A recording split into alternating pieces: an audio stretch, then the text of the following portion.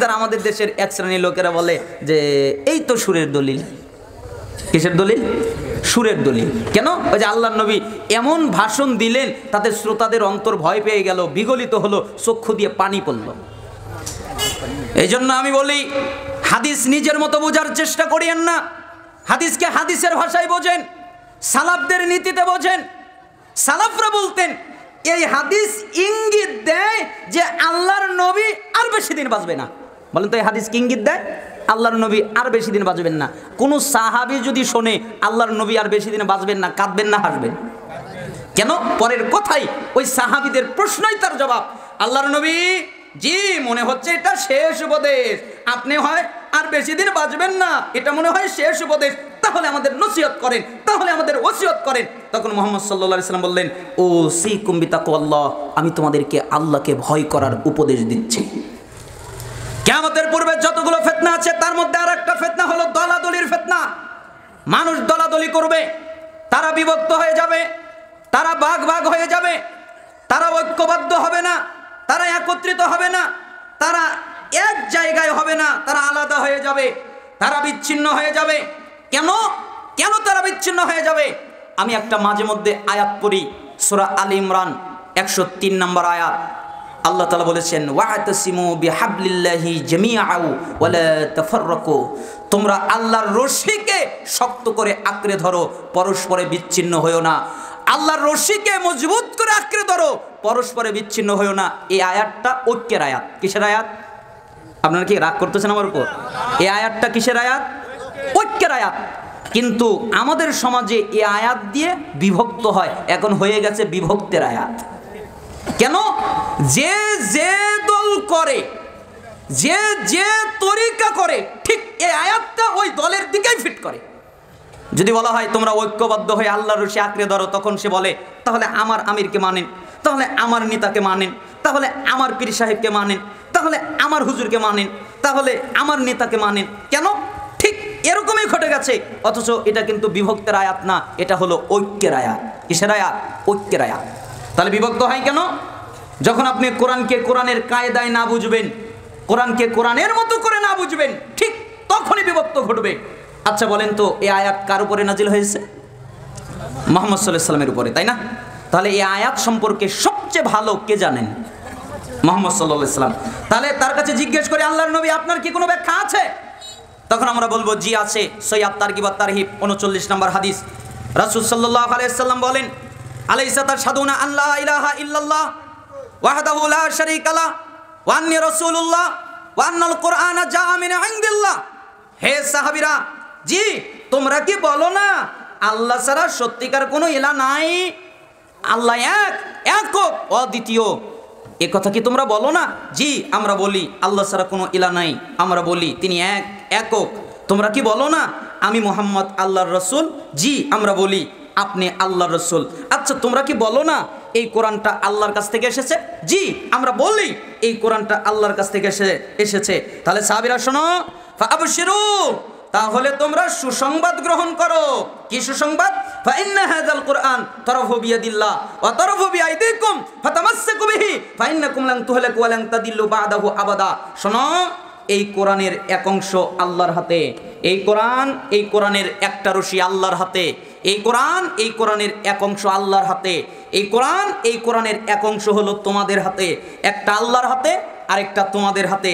তোমরা যদি এই কোরআনকে আঁকড়ে ধরো, কখনো গোমরাহ হবে না, কখনো পথভ্রষ্ট হবে না, কখনো ধ্বংস হবে না। বলেন তো কাকে আঁকড়ে ধরলে? কোরআন। তাহলে ওই আয়াতের অর্থ হবে তোমরা ঐক্যবদ্ধ হয়ে আল্লাহর রশিকে শক্ত করে আঁকড়ে ধরো, পরস্পর বিচ্ছিন্ন হও না। তাহলে অর্থ হবে তোমরা ঐক্যবদ্ধ হয়ে কোরআন আঁকড়ে ধরো, এই কোরআন থেকে বিচ্ছিন্ন হও না। কার থেকে? কোরআন থেকে।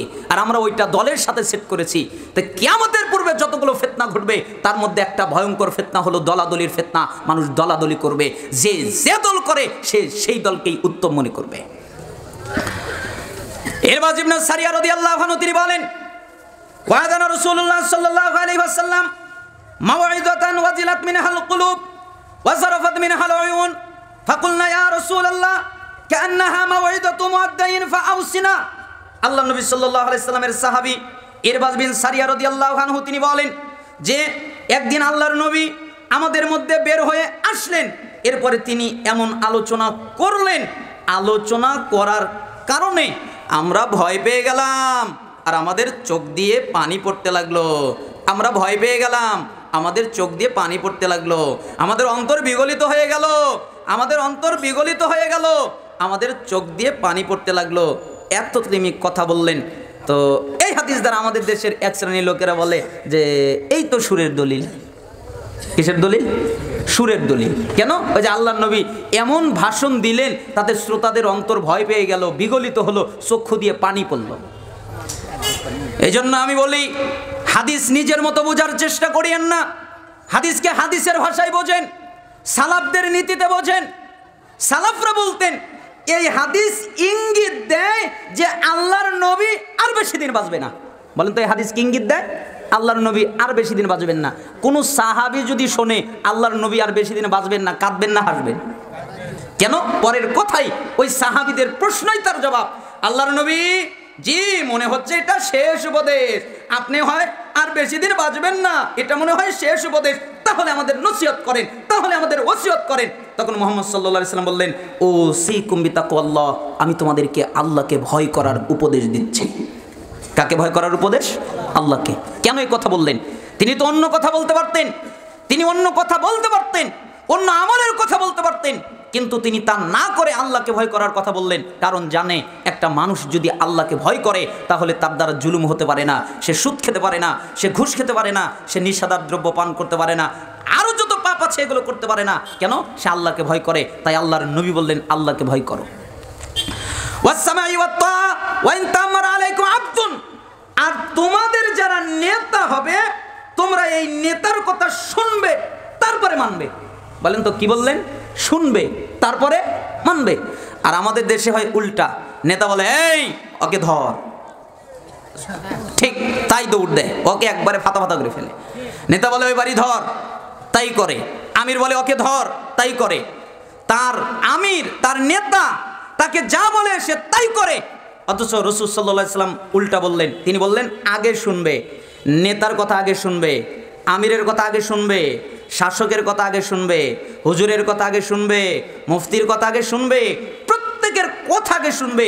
যদি দেখো কথা ঠিক, তারপরে মানবে। যদি দেখো কথা ব্যাঠিক, তাহলে মানার আর দরকার নাই। কথা ঠিক থাকলে মানবে, এজন্য আগে কথা শুনবে, তারপরে মানতে হবে। যদি তোমাদের একজন কৃতদাস নেতৃত্ব দেয়, তাও তার কথা শুনে মানতে হবে। আর শুনে রাখো, তোমরা যারা আমার পরে জীবিত থাকবে, আমার পরে বেঁচে থাকবে, আমি আর বেশি দিন বাঁচবো না, আমি তোমাদের মধ্য থেকে চলে যাব, আমি বিদায় নিব।